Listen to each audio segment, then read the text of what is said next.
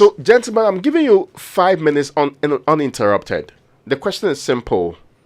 Outline for us the Ghana we want. What should that entail? And again, what should we start doing now to attain that vision of the Ghana we want? Let me start with you, Sergeant Daniel Aloga Katapori. Good morning, sir. Please unmute. I suspect you're already on mute. So, yes, please unmute, sir.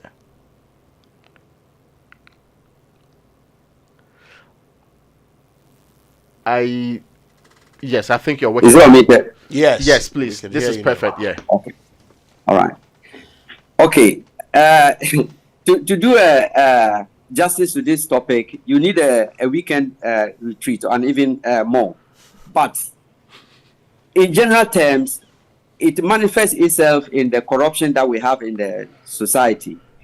So for me, if you ask me, the number one thing that we should look at, which is easy to deal with, is the corruption in the system. Because I link the corruption with so many things, with what happens at the Legon traffic light, at Shiashi, even now Adenta also.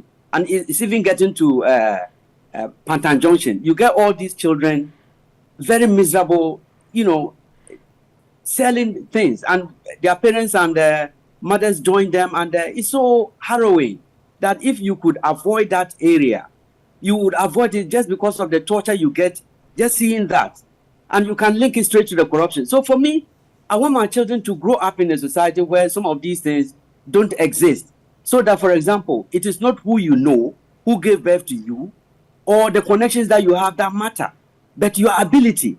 Because you see, by limiting, the opportunities to our children or one's children, or to, people and so on, you are leaving out some talents, which is not good for the society, and it's not good for the health of the nation.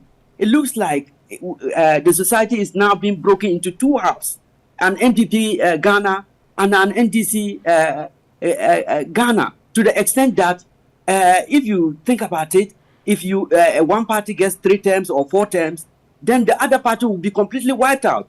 There will be no government official that will, you can say, that comes from the other party. It will just be only the governing party's people all over.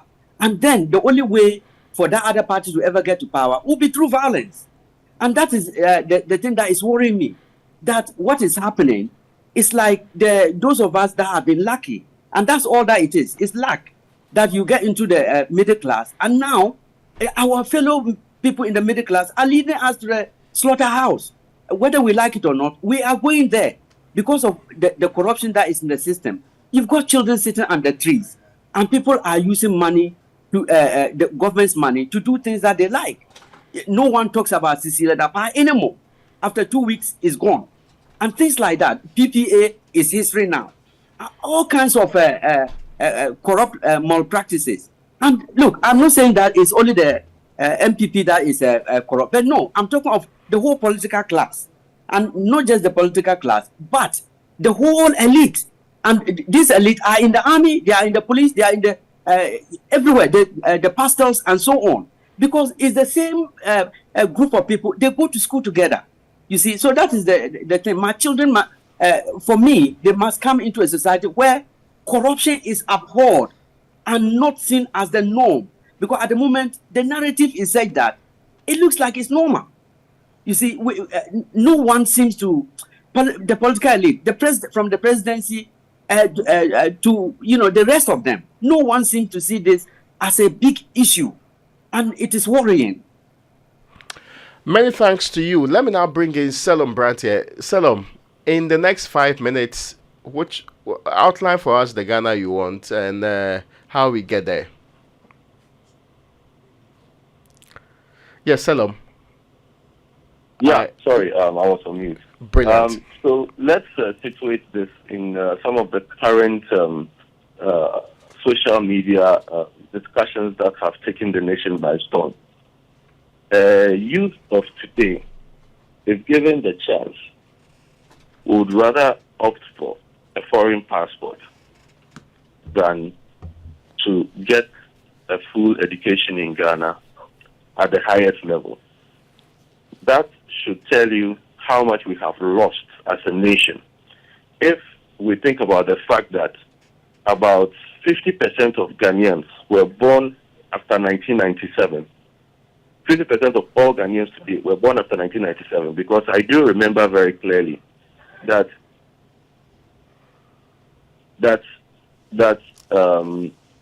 when I was finishing secondary school, when I was finishing my A-level in 1996, Ghana's population was 13 to 14 million. Today, our population is 32 million. So actually, it's more than half. So within this time, we have created a new generation of Ghanaians that believe that they should belong to a different country in order to get what benefits life has to offer in terms of economic empowerment, in terms of social status, in terms of the ability for them to exercise their potential. So whether it is education or sports or other disciplines where you can achieve, you would realize that for a Ghanaian to move far ahead in life, they believe that the only way they can do that is to go out before coming back in. Interesting. Yeah. So now when you look at it that way, then you ask yourself, what has happened, or what vacuum has been created so much that there is a very firm ingrained belief that it is only being out of Ghana that we should make it. It means that we have lost what should make us believe in this country. And I personally believe that some of the happenings over the last 16 years have also caused a lot of disaffection amongst Ghanaians, where we have a situation where people who have the ability or who have been given the opportunity to change the direction of this country rather change it to suit only their family, their friends, and their pockets with complete disregard for the collective interest. We have become a nation where we are voting people, or we have to choose between the lesser of two evils. Who do we think will steal less? That is the decision a lot of us face every time there is an election. Who do we believe is going to mismanage less?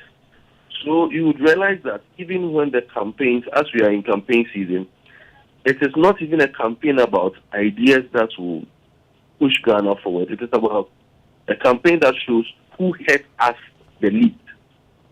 And that is what we become as a nation. We are fighting over who will give us, who would hurt us the least. But that shouldn't be the conversation. Within these same generations, we've had Ghanaians who we can see have been able to do major exploits. But do we, as a people, value these heroes? And it is these heroes that will inspire us to move on and create something better for the next generations coming forward. But if we continue to bury our heroes and rather adulate people who have not done anything but have put their faces or their pictures on a ballot box and then hail those people as heroes, while the real heroes have to work hard and are being beaten down by the system, then this country is going to go nowhere and won't get a Ghana that we want. We need a Ghana that recognizes its heroes, not political heroes, social heroes, people who have moved for social change, people who have moved for communities to change, people who have inspired the younger ones, people who keep inspiring the younger ones, people who are sacrificing. We need to recognize those people. It is kind of like now, look at the renaming spree that happens. We rename everything.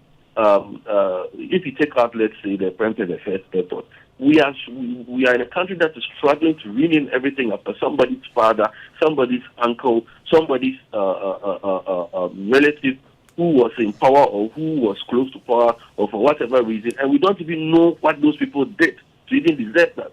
We have reached a point where we do not want to do anything that does not give us political gain, and that shouldn't be the case. This isn't the Ghana that the forefathers fought for. They wanted a Ghana where we would also grow and prosper and be able to be an inspiration to the rest of Africa. And we need to return to that.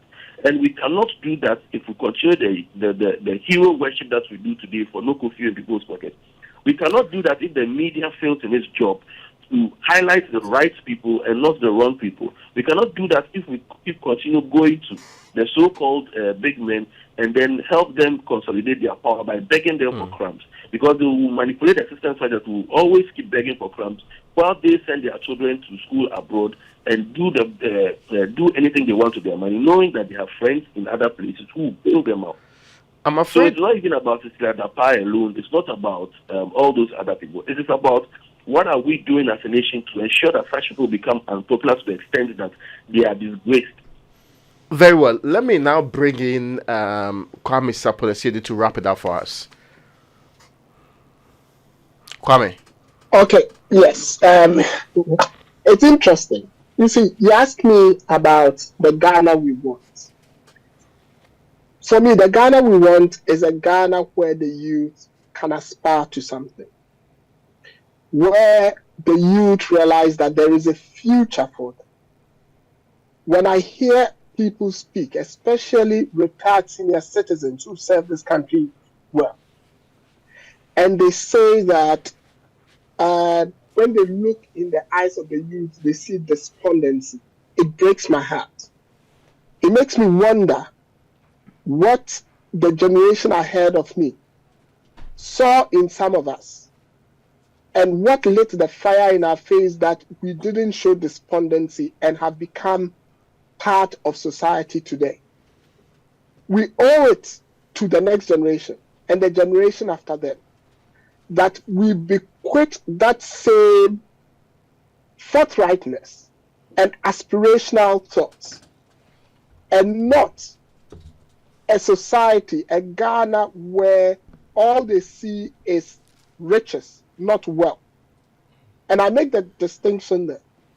Riches, not wealth. All they see is distraction, not preservation. And I repeat that. Distraction, not preservation. All they see is disinformation, not information. And all they see is a society that just wants to get by, not to create opportunities for others.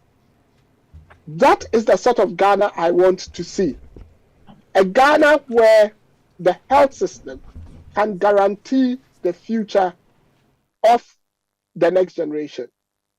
A Ghana where the educational system ensures that our literacy rate would increase significantly. A Ghana where the youth are not desperate to go to Libya and cross into Greece and Italy. A Ghana where we are not importing tomatoes from the Sahel when we have more arable land. That is the only Ghana that would ensure prosperity.